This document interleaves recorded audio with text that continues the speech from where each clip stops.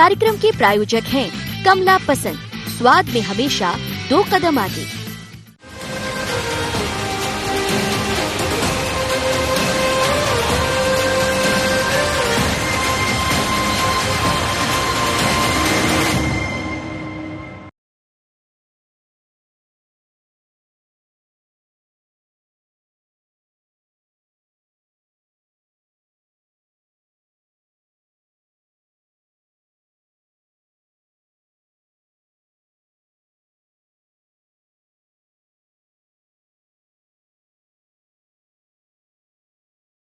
फिर राम पर सियासत गर्मा गई है।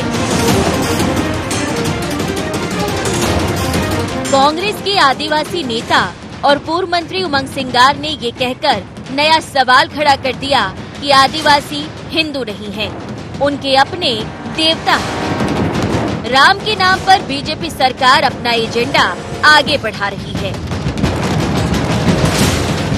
रामलीला निरंतर इस देश में होती ही आई है और संस्कृति विभाग इसका आयोजन निरंतर करता ही आया है। इस बार जनजाति क्षेत्र के बच्चों को भी अभिनय के लिए इसमें चुना गया। ये तो अभी जो कुछ तथाकथित देशद्रोही लोग हैं जो उनके बीच में दुष्प्रचार कर रहे हैं, और जनजाति समाज तो अनादिकाल से भगवान श्री राम के साथ कंधे से कंधा मिलाकर खड़ा हुआ है। कोई विशेष बात नहीं, जनजाति समाज अनादिकाल से हिंदू था। बार बार ये कहते आते हैं कि आदिवासी हिंदू। मेरा कहना है कि आदिवासी का भी अपना धर्म, अपना वो करता है, हर समाज करता है, चाहे राजपूत हो, ठाकुर हो, सब हो, सभी समाज अपना अपना धर्म करते हैं।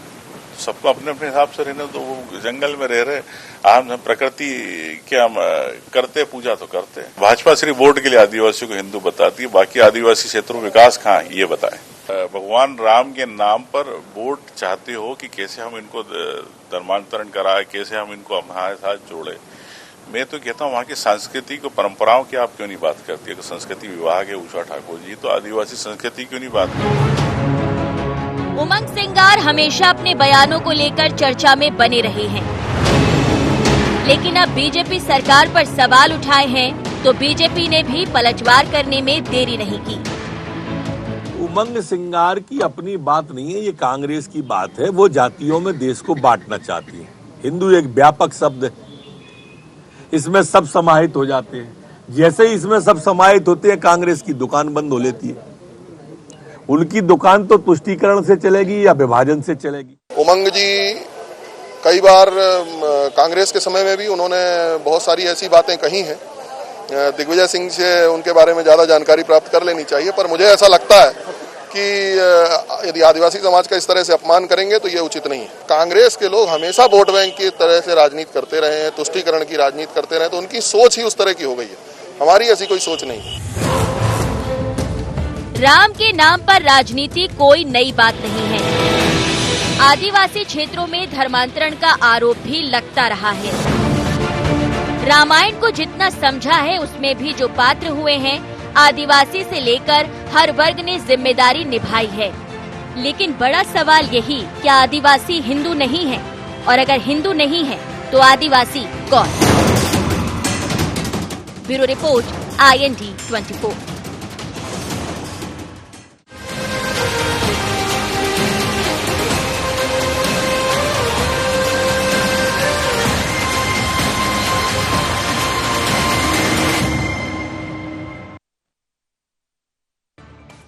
IND एजेंडा में आपका स्वागत है। मैं हूं मनोज सैनी। आज का एजेंडा है आदिवासी कौन। इस पर हम बात करेंगे, लेकिन उससे पहले डाल लेते हैं कुछ खास बिंदु पर निगाह। आदिवासी इलाकों में रामलीला कराने के क्या मायने? क्या सरकार आदिवासी इलाकों में रामलीला कराकर रोकना चाहती है धर्मांतरण? सरकार की कवायद पर कांग्रेस को ऐतराज क्यों? आदिवासियों और राम के नाम पर कब तक होगी सियासत? इन्हीं खास बिंदुओं को लेकर हम आपसे चर्चा करेंगे और समझेंगे कि राम के नाम पर सियासत क्यों और आदिवासी कौन। लेकिन हम जानते हैं राम के नाम पर सियासत होती रही है, राम मंदिर की बात चल रही है और भारतीय जनता पार्टी तो बढ़ चढ़कर बात करती भी है और राम के नाम पर ही हमें लगता है कि आज 2 से यहां तक पहुंच गई। पर अब जब धर्मांतरण हावी हो रहा है, धर्मांतरण की चर्चा हर जगह से आती, खासकर आदिवासी अंचल से, बात छत्तीसगढ़ की करें, मध्य प्रदेश की करें, कई दफा ये आरोप खासकर भारतीय जनता पार्टी और संघ की तरफ से सामने आते रहे। संघ तो वनवासी परिषद के नाम से कई अलग अलग स्तर पर काम भी कर रहा है, पर अब जो दिखाई दे रहा है कि आदिवासी अंचल में रामलीला होगी, तो एक दौर रहा करता था जब रामलीला, रासलीला यही सब देखने को मिला करती थी, लेकिन आजकल तो हर हाथ में मोबाइल है, सोशल मीडिया का दौर है, पता नहीं क्या क्या मोबाइल पे देख लेते हैं। लेकिन यदि राम के नाम पर ऐसे को दौर में आगे बढ़ा रहे हैं तो फिर चर्चा तो होना चाहिए, लेकिन सियासत नहीं। और सियासत है तो फिर सियासत में ये भी सामने आ गया कि आदिवासी हिंदू नहीं है। हिंदू नहीं तो फिर क्या? यही तो आज हमारा विषय है, आदिवासी कौन। मेरे साथ 3 मेहमान जुड़ रहे हैं। अमीनुल खान सूरी साहब है, कांग्रेस के प्रवक्ता। अमीनुल जी, आपका स्वागत है। साथ ही सुमित ओरछा रहेंगे, भारतीय जनता पार्टी के मीडिया पैनलिस्ट, आपका भी बहुत स्वागत है। और वरिष्ठ पत्रकार संदीप पौराणिक जी मेरे साथ हैं। संदीप जी, आपका भी बहुत स्वागत है। अमीनुल खान साहब, यदि राम के नाम पर भारतीय जनता पार्टी आदिवासी अंचल में रामलीला करा रही है तो फिर दिक्कत क्या? और यदि आदिवासी हिंदू नहीं है तो फिर क्या? ये सवाल किस बात को लेकर? क्या ये समझ रही है कांग्रेस कि यदि राम के नाम पर आदिवासी भी बीजेपी के साथ आ गया तो जो 47 आपके क्षेत्र रहे हैं, विधानसभा क्षेत्र रहे, जहां कुछ ना कुछ आप हासिल करते रहे हैं, वो हाथ से खिसक जाएगा? देखिए मनोज जी, कांग्रेस पार्टी को आपत्ति रामलीला से नहीं, ना भगवान श्री राम से। भगवान श्री राम इस देश में आराध्य क्यों है, उसको लेकर कांग्रेस पार्टी को कहीं आपत्ति नहीं। कांग्रेस पार्टी को आपत्ति है क्या रामलीला से आदिवासी अंचल के आदिवासियों का विकास संभव है?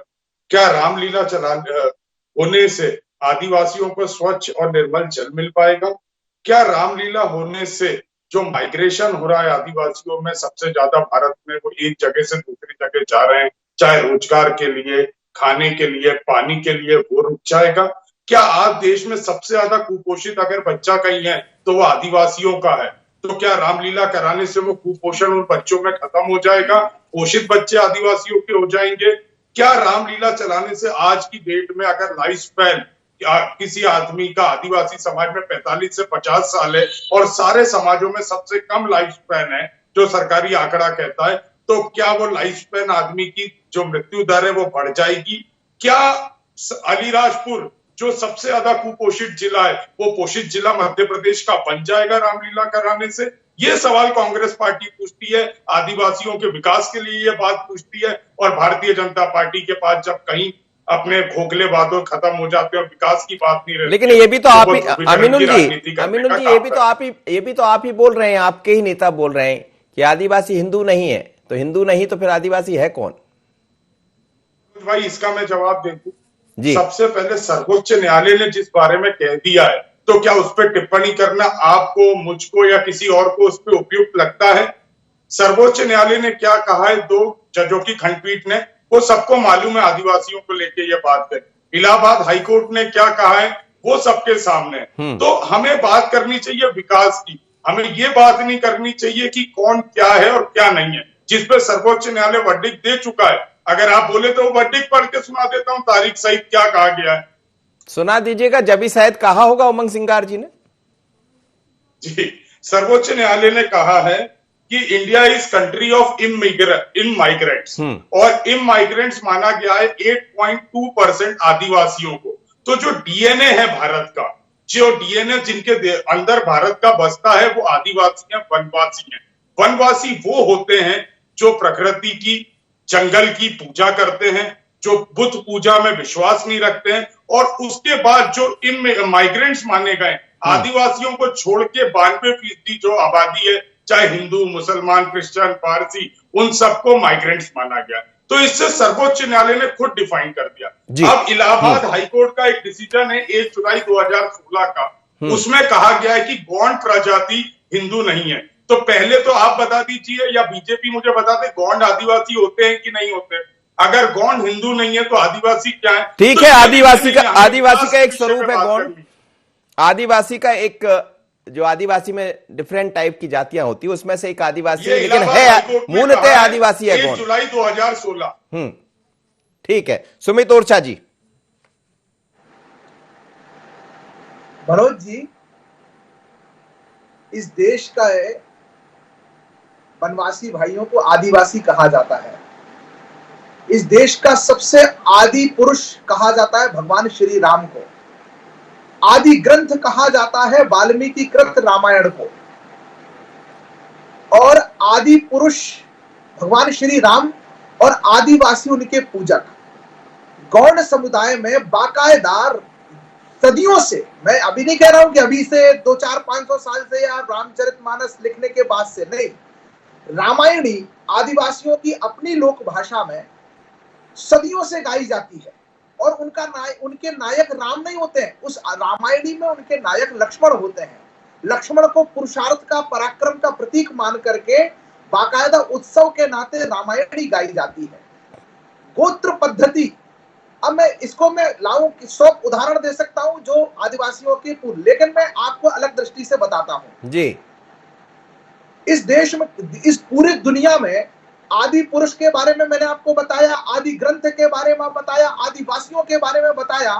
अब आदि धार्मिक पद्धति कौन है, इसका उत्तर आप खोजेंगे तो सनातन धर्म की पद्धति है। और जहां तक हिंदू शब्द को लेकर के है, हमारे किसी भी वेद में, पुराण में, धार्मिक ग्रंथ में, किसी भी धार्मिक ग्रंथ में हिंदू शब्द नहीं है। एक भी जगह हिंदू शब्द नहीं है। इसलिए अगर आज के परिप्रेक्ष्य में हम, ये हिंदू शब्द तो तब आया जब अनेक इसी सनातन पद्धति में से अनेक धर्म निकल करके पूजा पद्धतियों के रूप में विकसित हुए, तब एक अलग से डिफरेंशिएट पहचान के रूप में हिंदू शब्द का प्रयोग प्रचलन में आया। लेकिन उसके पहले तो हिंदू शब्द नहीं था। सनातन धर्म की पद्धति के आधार पर संपूर्ण और दूसरा कोई धर्म नहीं था। बता दें, 1400 साल पहले इस्लाम की स्थापना हुई। फिर क्यों बात हिंदू की तरफ, नए धर्म बन रहे हैं, फिर क्यों? तो धार्मिक पद्धति जीवन में, सुन लीजिए मनोज जी, चाहे बाद में आप मुझे अवसर मत दीजिएगा, लेकिन मैं आपको कुछ बातें बहुत प्रामाणिकता से कह रहा हूं। गोत्र पद्धति, नामकरण में उनका जो पहचान है वो गोत्र सिस्टम। आप बताइए, गोत्र क्या? ईसाइयों में कोई गोत्र होते हैं क्या? मुसलमानों में कोई गोत्र का चलन है क्या? गोत्र किस धार्मिक पद्धति में चलते हैं? सनातन पद्धति में चलते हैं। मैं बहुत जिम्मेदारी के साथ एक बात कह रहा हूं। उमंग सिंघार जी ने जो बात कही है कि आदिवासी हिंदू नहीं है, मैं उनसे आज IND24 के इस प्लेटफॉर्म पर यही कहना चाहता हूं कि आदिवासी भी हिंदू है। यह देश के अंदर रहने वाला प्रत्येक व्यक्ति, चाहे आज वो कन्वर्टेड होकर के किसी पूजा पद्धति में गया हो, वो उसी सनातन धर्म का हिस्सा है। हाँ, लेकिन कुछ लोग नहीं मानते हैं। सनातन धर्म हिंदू है कि नहीं? हो सकता है राहुल विंची हिंदू नहीं है, क्योंकि उन्होंने ईसाई धर्म अपना रखा है। जलेऊधारी तो सिर्फ चुनाव में होते हैं, और उनके दादा जो है फिरोज खान थे, इस कारण से वो हिंदू नहीं है। लेकिन कृपया पूर्वक इस देश के सबसे सनातनी समाज को, सबसे पारंपरिक समाज को ऐसे धर्म और देश से विलग करने की चेष्टा ना करें। वनवासी भाइयों का, आदिवासी भाइयों का अपमान है, और इसके लिए वनवासी समाज उन्हें क्षमा नहीं करेगा। एक लाइन में जवाब दे दीजिए। आपने कहा कि सनातन और हिंदू को, आपने अलग अलग बात कही कि हिंदू कोई था ही नहीं, हिंदुस्तान में एक सनातन परंपरा है। सर आप बता दीजिए, आदरणीय संदीप पौराणिक जी इतने वरिष्ठ पत्रकार हैं, मैं उनको साक्षी मान करके ही कह देता हूं, आप किसी हिंदू धर्म के, हमारे सनातन धर्म के किसी ग्रंथ में, किसी वेद में, किसी पुराण में, किसी उपनिषद में, वही मेरा सवाल है, जब नहीं है तो फिर हिंदू क्या? तो हम उनकी सुविधा से कहते हैं, हम तो सनातनी है। चलिए, हम तो आदि काल से जो सदा सर्वदा से था, जो सबसे पुरातन वही सनातन। जी, हम सबसे पुरातन है। संदीप पौराणिक जी, संदीप पौराणिक जी, प्रकृति पूजक है। और सुन लीजिए आखिरी बात मनोज जी, 10 सेकंड। आप कह रहे हैं कि वनवासी, आज हम सब भूगोल के विद्यार्थी जो जानते हैं कि जहां पर आज हम रह रहे हैं, कल वहां पर वन था। हम सब वन में ही रहते थे। धीरे धीरे आवश्यकताओं के अनुरूप वन काटे। ठीक है, हमने वनों को, वो सबको पता है, शहर बसा दिए हैं। कुछ लोग जो आज वन में रह रहे हैं, आज भी वहां पर रहने, और हमारे यहाँ हो गया शहर को छोड़कर मैं लौट रहा हूँ, अभी मौका है। एक बार और आऊंगा आपके पास, आऊंगा, जरूर आऊंगा। संदीप पौराणिक जी, बात दूसरी तरफ चलेगी, और दूसरी तरफ क्या गई, मुझे लगता है आज का विषय भी यही है कि क्या आदिवासी हिंदू नहीं है, और हिंदू नहीं तो फिर कौन है? मनोज जी, परिभाषाएं अलग अलग हैं, कोर्ट के आदेश आ गए तो उसको अपन सीधे यहां बैठ के चुनौती नहीं दे सकते जी। लेकिन सवाल सबसे बड़ा यह है कि उषा ठाकुर ने जो बात कही है, वो रामायण की कला, संस्कृति और उसके प्रचार की बात कही है, वनवासियों को अवगत कराने की बात कही है। इसमें धर्म और आदिवासी हिंदू है या नहीं, ये एक बड़ा सवाल खड़ा हो गया है। बात संस्कृति पहुंचाने की हो रही ना, आदिवासी कला, बच्चों को कला सिखाने की, रामायण के बारे में बताने की। तो अगर हम उसको धार्मिक ग्रंथ भी ना माने तो एक ऐतिहासिक तथ्य के तौर पर लेके चलते हैं, तो इसमें बुराई नहीं है। मुझे ऐसा लगता है कि अगर हमने कहा है कि वनवासी बच्चों को, वनवासी पीढ़ी को इससे अवगत कराएंगे, तो जहां तक उमंग सिंगार ने बात कही है तो उनने अपना पक्ष रखा है कि आदिवासी जो है वो हिंदू नहीं है। अब आप ये मान के चलिए कि एक ऐसा विषय तैयार हो गया है मध्य प्रदेश में ये कि फिर राजनीति शुरू होगी इस पे, तो शुरू हो गई है वैसे तो। मूल रूप से आप ये मान के चलिए कि ये जो वोट बैंक है, आदिवासी वोट बैंक, अगर हम राजनीति की बात करते हैं तो बड़ा हिस्सा कांग्रेस का माना जाता रहा है लंबे समय से। बीजेपी और संघ बहुत अरसे से वनवासियों के बीच काम कर रही है, उसके तमाम संगठन काम कर रहे हैं, उनके बीच वो रह रहे हैं। तो मुझे ऐसा लगता है कि अब उनकी ये अगली सीढ़ी है। पहली सीढ़ी थी उनकी लोगों के बीच जाके काम करना, उनके विकास के लिए काम करना, उनको शिक्षा की सुविधा देना और तमाम चीजें करना। अब वो धर्म के जरिए भी पहुंचने की कोशिश कर रहे हैं और हो सकता है आने वाले समय में रामायण को, राम को दूसरे तरह से रामलीलाओं में भी परिभाषित किया जाए, जैसा सुमित ओरछा जी कह रहे थे, आदिकाल और तमाम चीजें। तो हो सकता है राम को भी आदिवासियों से जोड़ दिया जाए, तो अचरज नहीं होगा, मुझे ऐसा लगता है। बिल्कुल आपने ठीक कहा, और आदि अनादि काल से तमाम तरह की बातें चलती रही और ये चलती रहेगी। यही तो हिंदुस्तान है, यही भारत है। यहाँ तो तरह तरह के रंग, तरह तरह की समाज के साथ हम सब एक हैं, लेकिन इसी एकता की तरफ बढ़ते चल रहे हैं। पर आगे समझेंगे कि आखिर मंशा क्या है भारतीय जनता पार्टी की। क्या वास्तव में भारत की जो संस्कृति है उसको आदिवासी अंचल तक ले जाने की है? एक छोटा सा ब्रेक, अभी लौटते हैं।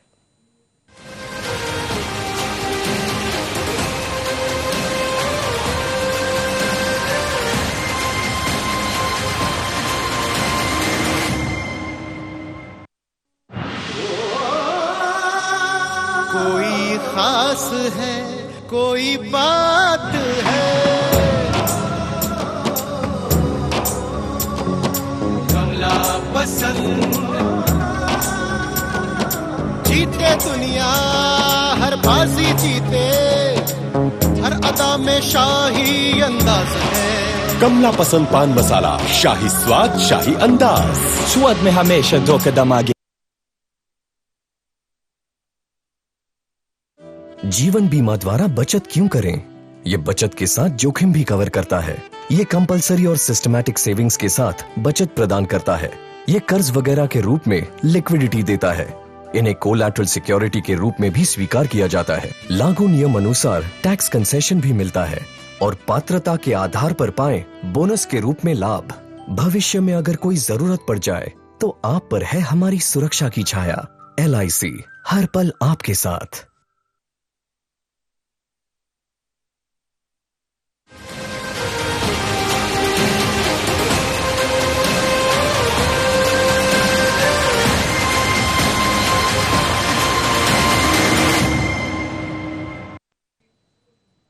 आदिवासी कौन, हम इस पर बात कर रहे हैं, लेकिन दरअसल बात तो इस पर हो रही है कि भारतीय संस्कृति को कैसे आगे बढ़ाया जाए, हिंदुस्तान की संस्कृति को कैसे आगे बढ़ाया जाए। और मध्य प्रदेश में जो आदिवासी अंचल है, जो वनवासी क्षेत्र है, वहां पर कैसे रामलीला के जरिए इस संस्कृति को आगे ले जाए। लेकिन सियासत है, इस पर मेरे साथ 3 मेहमान जुड़े हैं। वापस चलता हूं अमीनुल खान का जी। अमीनुल खान साहब, आप सुन रहे थे सुमित ओरछा जी, तमाम तरह के सवाल उन्होंने गिना दिए, कह दिया। लेकिन यदि भारत की संस्कृति या राम की संस्कृति समझ जाए कुछ लोग, तो राम तो मर्यादा पुरुषोत्तम थे और उन्होंने कभी नहीं कहा कि आप किसी गलत लाइन पर जाइए। उन्होंने तो हमेशा कहा कि अच्छी लाइन चुनिए। और ये ऐसा समय भी है जब हर हाथ में मोबाइल है, लोग हिंदुस्तान की संस्कृति से हटके दूसरी संस्कृति की तरफ जा रहे हैं। फिर विचार क्यों, विवाद क्यों और सियासत क्यों? मनोज जी, मैंने पहले ही इस डिबेट के अंदर बता दिया है कि कांग्रेस पार्टी आदिवासी अंचल का विकास चाहती है और मुद्दों को मैं लेके आया। अब रिपोर्ट में भी सामने आया था कि आदिवासी अंचल को जो मध्य प्रदेश सरकार की तरफ से चावल मिलता है वो इतनी बुरी हालत में होता है कि वो पशु भी नहीं खा सकता, वो आदिवासियों को खाने को मध्य प्रदेश की सरकार देती है। अभी थोड़े दिन पहले ये बात सामने आई। उसको लेकर शिवराज सिंह की सरकार को आदिवासियों से माफी मांगना चाहिए। वो माफी मांगना तो दूर की बात है कि हम आप लोगों को चावल तक मुहैया नहीं करा पा रहे हैं जो इंसान खा सके, वो तो दूर की बात है। आप रामलीला लेके आते हैं, आप हर चीज में ध्रुवीकरण करने का काम करना चाहते हैं। कांग्रेस पार्टी को किसी धर्म, किसी व्यक्ति, किसी से कोई आपत्ति नहीं है। मैंने पहले भी कहा, राम आराध्य देव है, सभी मानते हैं, आदिवासी भी मानते हैं, पर सवाल उठता आदिवासी का विकास कैसे होगा। आप विकास के मुद्दे पे क्यों नहीं बात करते। आदिवासियों की जो स्थिति होती जा रही है, सुमित ओरछा जी ने बड़ी लंबी बात कर दी, माइग्रेशन को लेके कोई बात नहीं कही, आदिवासियों की मृत्यु दर को लेके कोई बात नहीं की। अभी उमरिया के अंदर 40 बच्चे कुपोषण के कारण सरकारी अस्पताल में उनकी मृत्यु हो गई, वहां इनके स्वास्थ्य मंत्री प्रभुराम चौधरी पहुंचे तक नहीं। तो भारतीय जनता नहीं, बाद में पहुंच गए, बात करे, शिक्षा पे बात करे, स्वास्थ्य पे बात करे, उन मुद्दों पे तो बात करना नहीं है, इधर उधर की चार बातें करना है। लेकिन यदि हम विकास, जवाब दीजिए, विकास आदिवासियों को मेन स्ट्रीम में कैसे लाया जा सके, किस तरह आदिवासी आपको नहीं आपको बिल्कुल नहीं लगता है कि आदिवासियों का विकास नहीं हुआ? क्योंकि 50 साल तक तो आप भी है, तो फिर आपने भी नहीं किया, और वर्तमान में बीजेपी है तो उन्होंने भी नहीं किया, तो आप ये कैसे कह रहे हैं? क्या विकास के नाम पर कुछ भी नहीं हुआ उन क्षेत्रों में? देखिए मनोज भाई, विकास कितना हुआ है, क्या हुआ है, क्या वहीं पे थम जाना है? आज उनको आगे लेके नहीं आना है। आज अगर उनका मृत्यु दर 45 से 50 पहुंचा है तो क्या उसके ऊपर नहीं लाना है? आज उनके बच्चों में कुपोषण सर्वाधिक है तो क्या वो कुपोषण को कम नहीं करना है? पहले पूरा का पूरा आदिवासी समाज जंगल के अंदर रहता था, आज शहरों में रहता है। तो एक शहर से दूसरे शहर वो रोजगार के लिए जाते हैं, तो क्या उस माइग्रेशन को कम नहीं सुमित ओरछा जवाब दीजिए। सबसे पहले तो मनोज जी मैं वहां बात करना चाहता हूं, आपने धन्यवाद देता हूं कि आपने प्रश्न पूछ लिया कि ये अपने पाप, अपने अपराध, अपना इन्होंने कांग्रेस ने जो आदिवासियों के साथ धोखा किया, जो आदिवासियों का नरसंहार करवाया, 1966 का बस्तर कांड। आप देखिए, वनवासी भाइयों ने इस जितनी रियासतें थी वनवासियों की, उन्होंने आजादी के बाद बिना शर्त विलय किया। सबने सशर्त विलय किए होंगे, वनवासियों ने बिना शर्त विलय किया था, लेकिन उनके साथ धोखा किया इस कांग्रेस ने। और जब उन्होंने अपने अधिकार मांगे तो सामूहिक हजारों, 5000 से ज्यादा वनवासियों को एक साथ गोली से, बस्तर कांड हिंदुस्तान के इतिहास का जलियांवाले बाग से भी खतरनाक कांड इस देश के अंदर हुआ। और चलाने वाली कांग्रेस जनता पार्टी इसी मध्य प्रदेश, संयुक्त मध्य प्रदेश के अंदर वो जब वनवासियों का सामूहिक नरसंहार। लौट रहा हूं अमीनुल जी, आपसे जवाब ले लूंगा, आपसे जवाब ले लूंगा। एक मिनट सुन लीजिए, एक मिनट सुन लीजिए, एक मिनट सुन लीजिए। क्या था देश के अंदर? जो नरेंद्र मोदी जी की जनता पार्टी की केंद्र सरकार सरना कोड लागू नहीं कर रही है। जवाब दीजिए, अगर आदिवासी 45 तक पहुंचा दिया, लाइफ स्पान को 45 तक पहुंचा दिया, इससे आगे कब पहुंचाएंगे भैया? 45 तक ला दिया, पहुंचा नहीं दिया। वनवासियों के जीवन को कुछ नहीं मिला 50 साल में, लेकिन शराब जरूर आपने परोसी, और उस शराब के कारण उनके जीवन में स्पान कम हुआ है। हम ये भी सुनिश्चित करेंगे।